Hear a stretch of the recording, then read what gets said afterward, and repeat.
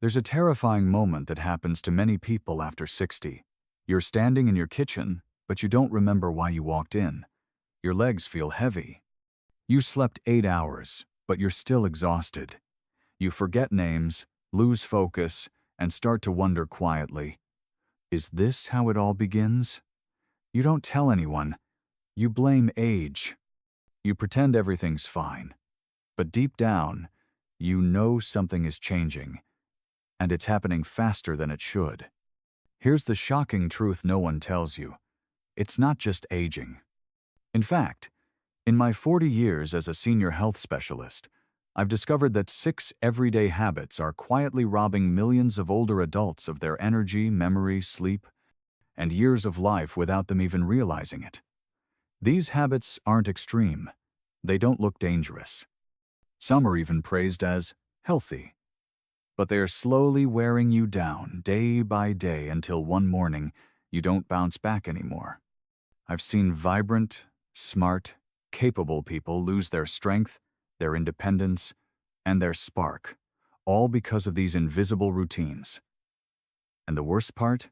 It's 100% preventable. So if you're over 60 or love someone who is, stop scrolling. This video could be the wake-up call that changes everything.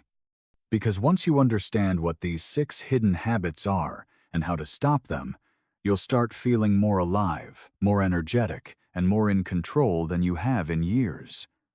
No pills, no fads.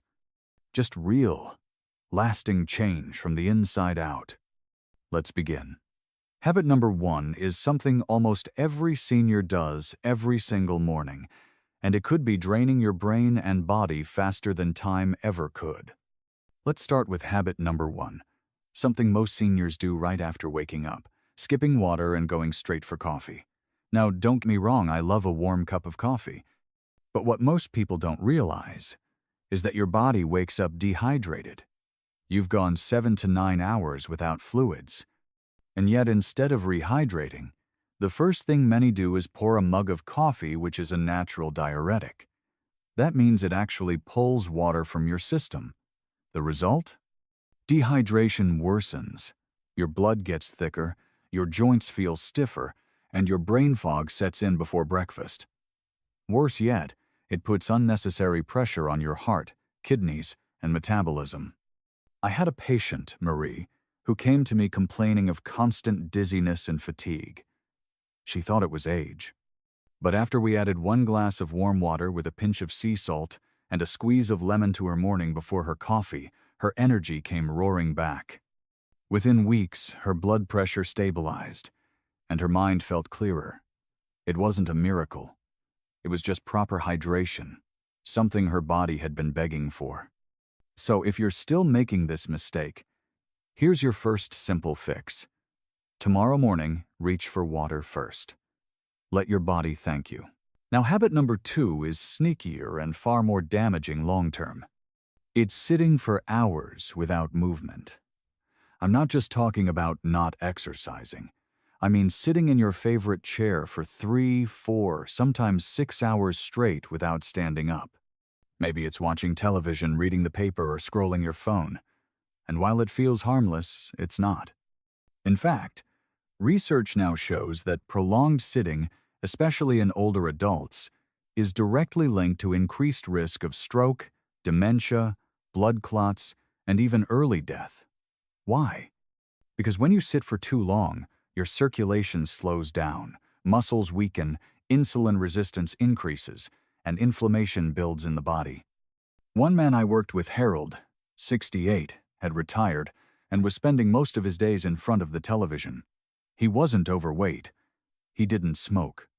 But he felt tired, depressed, and his legs started swelling. When we looked at his daily routine, it was clear. He had unknowingly trained his body to slow down, and it was responding exactly as expected. I gave him a rule. Every 30 minutes, stand up. Walk to the kitchen. Stretch your arms. Take deep breaths. Set a timer if you have to. Just break the sitting cycle. Within 2 weeks, his swelling reduced. His mood lifted. And he told me he finally felt alive again. Movement doesn't need to be extreme, but it does need to be consistent. Your body was built to move even after 60, 70, or 80. And when you give it even a little motion, it rewards you in powerful ways. So remember, the chair may feel comfortable, but it's a silent trap. Break free from it, one small step at a time.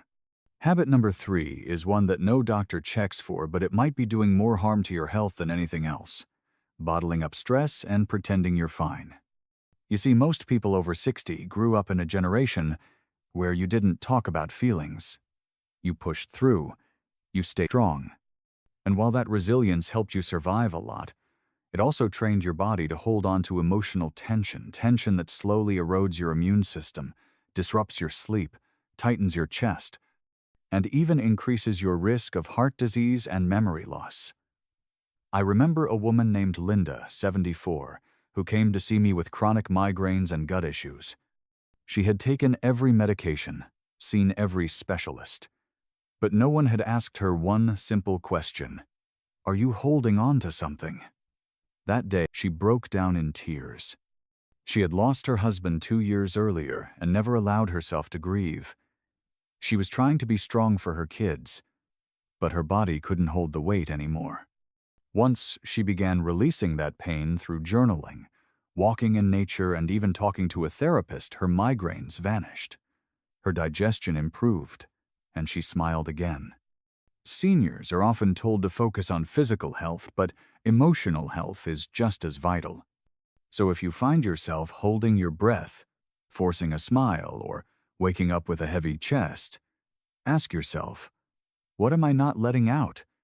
Because stress doesn't disappear. It stores in your heart, in your gut, in your joints, until you finally set it free. Now, habit number 4 is deceptively simple: eating too late at night. Many seniors live alone, eat dinner at odd hours, or snack late while watching television. And while it may feel comforting, the science is crystal clear: eating late, especially heavy meals, wreaks havoc on your metabolism, digestion, and sleep quality. Here's why. After 60, your digestion slows down significantly. Your body takes longer to break down fats, proteins, and sugars. If you eat too close to bedtime, your stomach keeps working while your brain tries to rest. This conflict leads to acid reflux, shallow sleep, weight gain, and even elevated blood sugar levels overnight, which increases the risk of diabetes and cardiovascular problems. I had a client named George, 66, who couldn't sleep through the night. He thought it was just aging, but when I asked about his meals, he admitted to eating dinner at 9 p.m., often with dessert. We shifted his meals 2 hours earlier and swapped heavy dinners for lighter, protein-rich options like soups, vegetables, or a boiled egg with greens. The result? He started sleeping through the night. His morning blood sugar stabilized. He had more energy during the day. Food is medicine, but only when timed right. So if you're still snacking at 10 p.m. thinking it helps you sleep, think again. Your body needs time to reset. Let it rest, and it will reward you with healing. Habit number 5 is one that's rarely discussed, yet it's stealing energy, clarity, and strength from millions of seniors every single day: avoiding sunlight. Whether it's staying indoors too much, pulling the curtains closed, or simply not stepping outside before noon, the result is devastating. Sunlight isn't just about getting some fresh air. It's your body's main trigger for producing vitamin D, balancing circadian rhythm, boosting mood, and activating natural immune responses. And yet, many older adults, especially those who live alone or in colder climates, spend days or even weeks without direct sunlight on their skin. I had a 70-year-old man, Tom, who was feeling depressed, achy, and exhausted all the time. He'd been put on medication, sent to physical therapy, nothing worked. I asked him a simple question. When was the last time you got 10 minutes of sun on your face? He paused. I don't remember, he said. We started small, 5 minutes in the backyard each morning, no sunglasses, just letting the sunlight hit his eyes and skin. After 3 days, he felt more awake. After a week, he was smiling again. His body wasn't broken, it was starving for light. As we age, our skin becomes less efficient at converting sunlight to vitamin D, which makes it even more critical to get it regularly. So don't hide from the sun. Embrace it wisely and consistently. Even just 10-15 minutes per day can change everything. And finally, habit number 6 is perhaps the most heartbreaking of all, because it's rooted in loneliness, no longer challenging your brain, the habit of mental autopilot, doing the same crossword every day, watching the same shows, talking about the same stories. While routine feels safe, your brain is a living electric organ, and it needs challenge to stay sharp. Cognitive decline doesn't just happen. It creeps in slowly when the brain no longer feels needed, stimulated, or curious. I met Eleanor, 82, at a community event. She looked 10 years younger than her age. Bright eyes, quick wit, full of life. I asked her what her secret was. She smiled and said, "Every week, I force myself to learn something that makes me uncomfortable." Last week, she'd taken a beginner's piano class. The week before, she joined a book club with younger women. Before that, she was trying to learn Italian not to be fluent, just to spark something. "It's not about being perfect," she said. "It's about staying alive up here." She tapped her forehead. And that stayed with me. Whether it's puzzles, language, learning a new app, or even trying a new recipe, your brain needs to be surprised. It needs friction. It needs a reason to grow. The moment you stop challenging your mind begins to step away. Don't let that happen. You've come too far to fade now. So let's recap. 6 habits that seem small, but carry heavy consequences. Skipping morning hydration, sitting for too long, holding on to stress, eating too late, hiding from sunlight, and neglecting mental challenge. These aren't wild or extreme. They're quiet, familiar, but that's what makes them dangerous. Because the things we do every day without thinking become the architects of our future. If you're over 60, this is not the time to accept decline. It's the time to fight gently, steadily, wisely for a better life. Your body is still listening. Your brain still wants to grow. Your spirit still wants to live fully. So start with just one habit.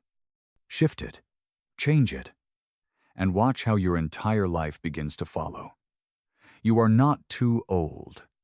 It is not too late. And the best years? They're not behind you. They're waiting if you choose to meet them.